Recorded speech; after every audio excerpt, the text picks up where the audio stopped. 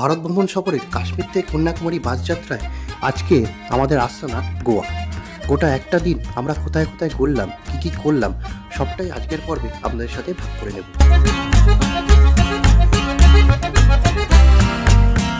Hello বন্ধুরা, তো ভারত ভ্রমণের আরেকটা নতুন পর্বে আপনাদের সকলকে স্বাগত জানাই।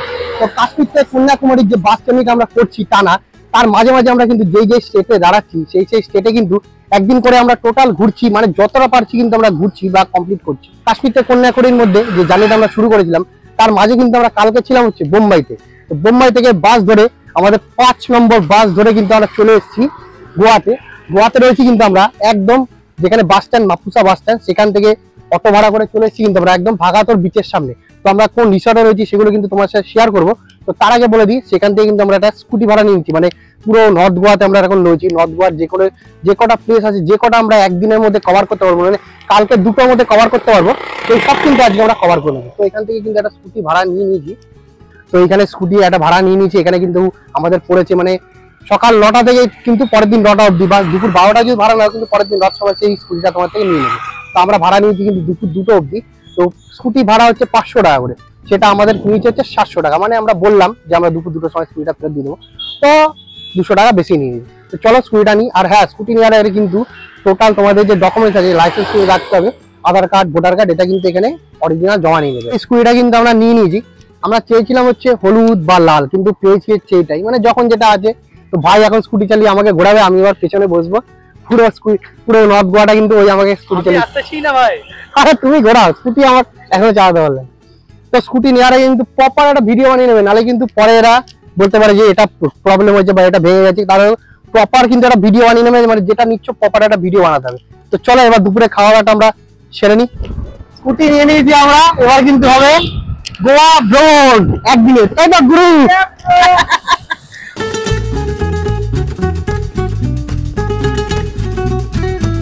আমরা এখানে খেতে এসেছিলাম ওই বন্স রেস্টুরেন্ট।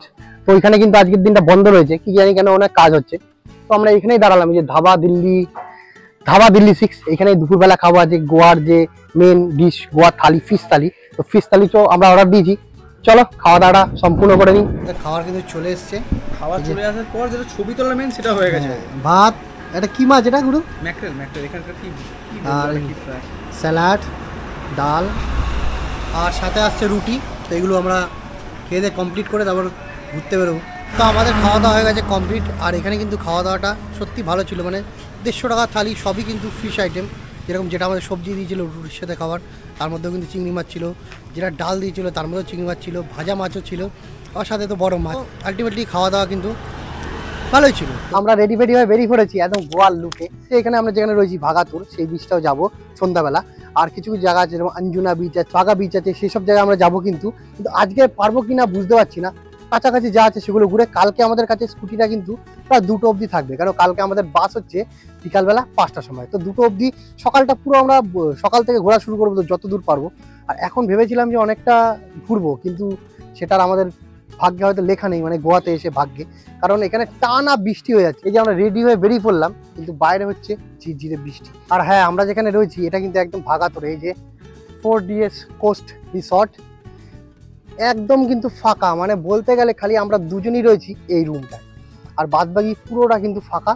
এই যে নিচে আছে সুইমিং পুল, উপরে আছে জিম, সুইমিং পুল আর জিম। টাইমও কিন্তু এখানে লেখা আছে যে সুইমিং পুলের টাইম হচ্ছে সকাল 9টা থেকে রাত্রি 9টা অবধি। জিমও কিন্তু সেম, সকাল 9টা থেকে রাত্রি 9টা অবধি।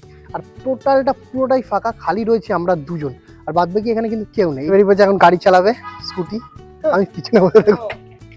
গোয়াতে যদি আজ রোদ থাকতো না, দেখে দিতাম বাঙালি স্টাইল কি জিনিস, কেমন লাগছে না বলুন। ঠিক আছে, ফুল খেলা হবে, যদিও জামা গেঞ্জি দুটোই অর্কর, স্টিল গেম ইজ অন। আমাদের যে হেলমেটটা দিয়েছে, এই হেলমেটটা অতিরিক্ত গন্ধ, মানে মাথায় লাগাতে পারছি না। এই বিদেশিগুলো আসে আর মাথা শ্যাম্পু করে না, মানে তার উপরে হেলমেট চাপায়, অতিরিক্ত গন্ধ হেলমেটে। মানে মাথায় লাগাবো কি, পুরো সারা শরীরে গন্ধ হচ্ছে আমার হেলমেট পরে। শ্যাম্পু করে চুলটাকে তো সেট করলাম, আর এই হেলমেট পরাতে আমাদের মাথার অবস্থা একদম খারাপ হয়ে যাচ্ছে। তো প্রথমে আমরা চলে যাচ্ছি হচ্ছে অঞ্জুনা বিচ, যেটা আমাদের এখান থেকে দেখাচ্ছে হচ্ছে 6 কিলোমিটার। তো চলো আস্তে আস্তে এগোতে লাগবে প্রায় 10 মিনিট মতন, কারণ রোড একদম ফাঁকাই রয়েছে। আর একটু হালকা বৃষ্টি ওয়েদার বলে একটু রোডটা ফাঁকা রয়েছে। চলো।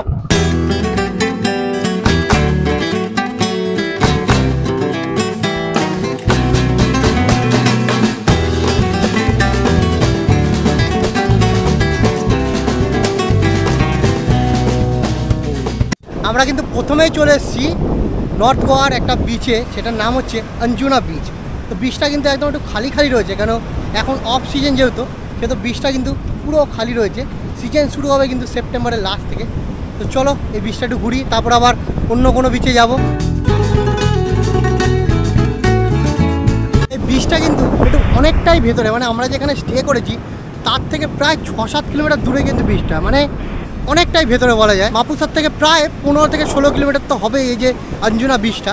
কিন্তু ভালোই লাগছে, একদম ফাঁকা ফাঁকা, একটু ঘুরি। তো আমরা এখন চলে এসেছি কিন্তু বাগা বিচের সামনে, আর এইখানে পার্কিংয়ে রাখলাম স্কুটি। প্রত্যেকটা জায়গায় কিন্তু পার্কিংয়ে আপনি স্কুটি রাখবেন 50 টাকা করেই নেবে, তার 1 টাকাও জায়গা বেশি না। প্রথমে আপনাকে পেমেন্ট করে দিতে হবে, তারপর কিন্তু আমরা এন্ট্রি দিতে হবে। তো গোয়ার যে মেন বিচগুলো আছে সেগুলোতে কিন্তু মেন জমজমাট হয়, ভর্তি লোকে স্নান করছে, কেউ বসে মজা করছে। তো আমরা একটু স্নান করে নেবো। দেখে মনে হচ্ছে অ্যাকচুয়ালি এটা বিচ, হ্যাঁ, আর ওইটা দেখে মনে হচ্ছে ওটা বিচ। তো আমরা একটুখানি স্নান করবো এখন, ঝাপটাপ কোনো চান করবো না এখন। তো গোয়াতে কিন্তু যত বাগা বিচে সন্ধ্যা হচ্ছে, মজা কিন্তু আরো জমজমাট হয়ে যাচ্ছে। আমরা ভাই টুপিটা নিয়েছি একটু, কারণ চুলটা আমার আউলে গেছে, পুরো ভালো লাগছে না। আমি অল্পকে টুপি পরে দিয়েছি।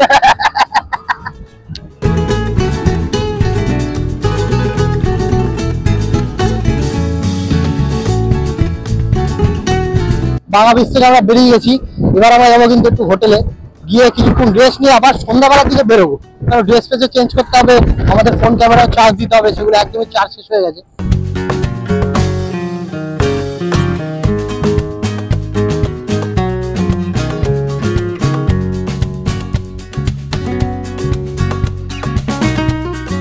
গুড মর্নিং বন্ধুরা, গুড মর্নিং ফ্রম গোয়া।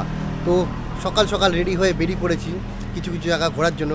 কালকে তোমাদের আমি দেখিয়েছিলাম যে বাগা বিচ লাস্ট, তারপরে আমরা এসে কিন্তু রুমে রেস্ট করেছিলাম, কারণ কালকে সন্ধ্যাবেলা হয়েছিল এখানে অনেক বৃষ্টি। তো আর আমরা কালকে বেরোতে পারিনি, তো তাই ভাবলাম কালকের দিনটা রেস্ট নিই।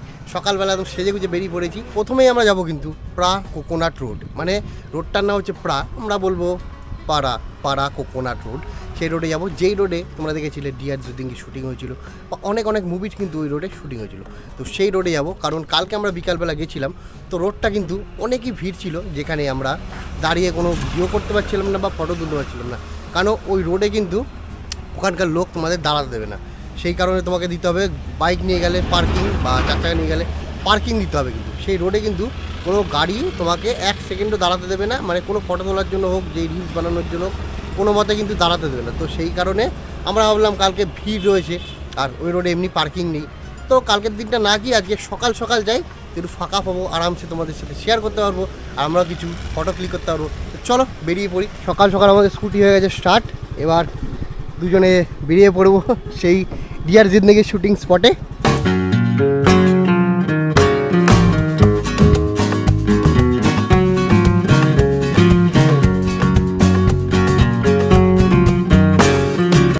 তো আমরা কিন্তু এখন রয়েছি সেই জায়গায় যেখানে কিন্তু হয়েছিল ডিয়ার জিন্দেগির এই শুটিংটা, মানে এই সাইকেল নিয়ে রোডে শুটিং হচ্ছিল। এই জায়গাটার নাম হচ্ছে কিন্তু পাড়া কোকোনাট রোড, মানে এখানকার লোকেরা বলে প্রা, বাট আমরা বলছি পাড়া কোকোনাট রোড। এই যে দেখতে পাচ্ছ চারিদিকে কিন্তু নারকেল গাছ, সুন্দর পরিবেশ, ফাঁকা কিন্তু একদম। জায়গাটা কিন্তু অসাধারণ লাগছে, মানে এখন কালকে বিকালবেলা আমরা এসেছিলাম, কালকে বিকাল তখন অতিরিক্ত কিন্তু এখানে ভিড় ছিল, এখন কিন্তু পুরো ফাঁকা রাস্তা, মানে কিছু কিছু গাড়ি এখান দিয়ে যাচ্ছে। কালকের যে ভিড়টা ছিল এখানে লোকজনের ভিড় ফটো তোলার জন্য, সেই ভিড়টা কিন্তু এই সকালবেলা নেই। তো খুবই কিন্তু সুন্দর লাগছে জায়গাটা, সত্যি। আমি আগেও যখন এসেছিলাম তখন অতটা আমি ছোটোবেলায় ঘুরিনি, কিন্তু এখন ঘুরছি, সত্যি খুবই সুন্দর লাগছে। তো গাড়ি এখানে পার্ক করলাম, আর এখানে কিন্তু চারিদিকে তোমার থেকে মানে পয়সা কী করে খাবে সেটা হচ্ছে প্ল্যান। এই সুন্দর কিন্তু পরিষ্কার রোড, এখানে কিন্তু লেগে গেছে পার্কিং, মানে তুমি যদি একটা চাও যে গাড়ি নিয়ে ফটো তুলবে সেটাও কিন্তু তোমরা করতে পারবে না। তা আমাদের এখানে কিন্তু ঘোরা হয়ে গেছে, ফটো ক্লিকও হয়ে গেছে, রিলস বানানো হয়ে গেছে। এবার আমরা যাবো কিন্তু ছপ্পড়া ফোর্ট। ও সেই সিনেমা শুটিং এর জায়গাতে।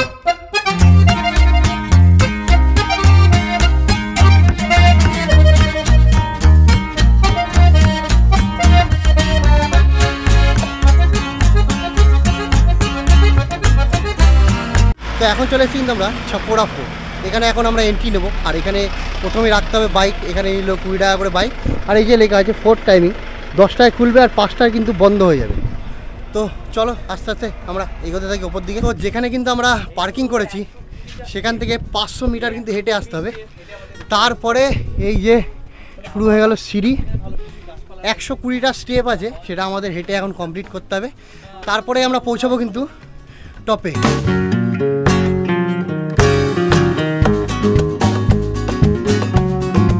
তো আমরা কিন্তু এন্ট্রি নিয়ে নিয়েছি হচ্ছে ছাপড়া ফোর্ট। এই যে দেখতেই পাচ্ছ, অসাধারণ কিন্তু জায়গাটা লাগছে।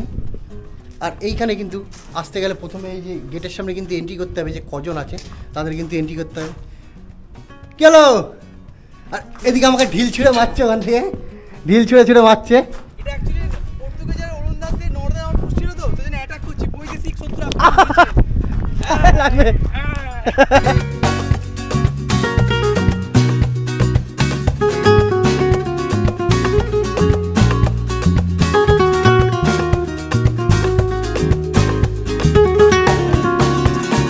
তো এই ফোর্টে আমাদের ঘোরা হয়ে গেছে। এবার আমরা যাব কিন্তু সেই বিখ্যাত চার্চের সামনে, যেখানে কিন্তু অনেক মুভি শুটিং হয়েছে। সেটা কিন্তু যেতে হবে আমাদের পাঞ্জিমে। তো পাঞ্জিমে এখান থেকে প্রায় 21 কিলোমিটার দূর।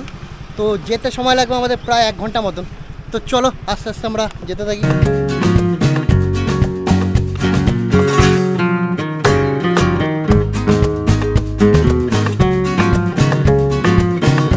তো আমরা একটা গলি দিয়ে যাচ্ছি, আর এইখানে কিন্তু রাস্তাটা এক্ষুনি আমার পুরো মানে আউট হয়ে গেছিল। এই রাস্তাটা হচ্ছে কুকুরে পাহাড় দেয়, মানে এটা পুরো হচ্ছে এলাকা আর কি, লোকাল হয়। এই রাস্তাতে বাড়িতেই হচ্ছে কুকুর আছে। 20-র বেশি স্পিড তোলা যাবে না, তার বেশি স্পিড তুললেই কিন্তু পুরো গাড়ির সামনে দুটো কুকুর আমরা এখনই পড়ে যাচ্ছিলাম। সিরিয়াসলি ভাই, কি একটা লোক বলে আসতে যাও আসতে যাও, মানে 20-র বেশি স্পিড তোলা যাবে না, তাহলেই কুকুর কামড় দেবে। তো আমরা কিন্তু চলে এসেছি নর্থ গোয়া থেকে সিধা একদম সাউথ গোয়ায়। তো সাউথ গোয়ার যে একটা আলাদা ভাইব, সেটা কিন্তু এখানে আসলেই বোঝা যায়। নর্থ গোয়া যেরকম একটু ফাঁকা ফাঁকা একটু পার্টি প্লেস, সাউথ গোয়াটা ঠিক কিন্তু তার উল্টোটা, মানে অন্যরকম একটা এখানকার কিন্তু বাড়ি ঘর একটা অন্য রকমের ভাইবস রয়েছে। আর এই যে যেই চার্চটা আমি বলছিলাম যে চার্চের সামনে আসবো, তো এই চার্চের সামনে চলে এসেছি। চার্চের সামনে কিন্তু অনেক মুভির শুটিং হয়েছিল, তোমরা যারা দেখেছো অনেক বই, সব কিন্তু এই চার্চের সামনে, যারা গোয়াতে শুটিং হয়েছে সব কিন্তু এই চার্চের সামনেই হয়েছে।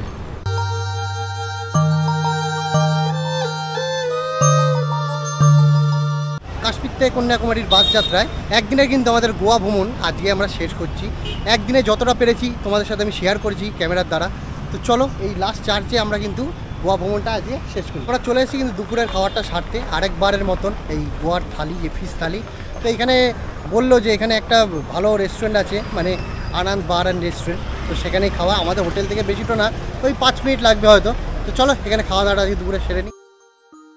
এখানে আমরা অর্ডার দিয়ে দিলাম সেই ফিশ থালি, মানে কালকে যেরকম খেয়েছি আজকে একটু লাস্ট গোয়ার ফিশ থালি খেয়ে নিই। তো এখানে দাম ঠিকই আছে, 170 টাকা করে থালি নিল।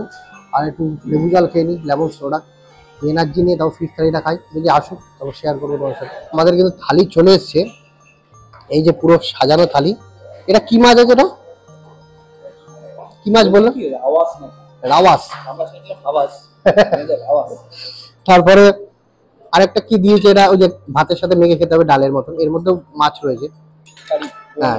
আর ভেন্ডির তরকারি, তোমার স্যালাড। এইটা দিয়েছে হচ্ছে সেই ঝিনুক, বলছে এটাকে ভেতর থেকে কাচিয়ে কাচিয়ে খেতে, কিন্তু এটা খাবো কিনা বুঝতে পারছি না। আর এটা হচ্ছে মাছ একদম ফ্রাই করা। এটা একটা কি রয়েছে সেটা এটা আইটেম এগুলো দেওয়াও যায়, না দেওয়াও যায়। যে হয়তো এক কিলোর মতন মাংস আছে, ঠিক আছে। কিন্তু এটা খেলাম, এটা টেস্ট আছে। চলো খাওয়া দাওয়া সেরে নিই। তো এই জাস্ট রুমে আসলাম, এখন একটু ফ্রেশ হবো, ব্যাগ গোছাবো, কেন আমাদের অনেক জিনিসপত্র বাইরে রয়েছে। সব গুছিয়ে কিন্তু আবার আমাদের সেই 7টার সময় বাস ধরতে হবে গোয়া থেকে ব্যাঙ্গালোর, মানে আমাদের কাশ্মীর টু কন্যাকুমারীর যাত্রা 6 নম্বর বাস। আশা করছি তোমাদের ভিডিওটা ভালো লেগেছে, মানে একদিনের গোয়া ভ্রমণ। যদি ভালো লেগে থাকে অবশ্যই কিন্তু চ্যানেলটাকে সাবস্ক্রাইব করে নোটিফিকেশন বেলটা অন করে পাশে থাকবি। দেখা হবে কিন্তু পরের ভিডিওতে। তো চলো, বাই বাই।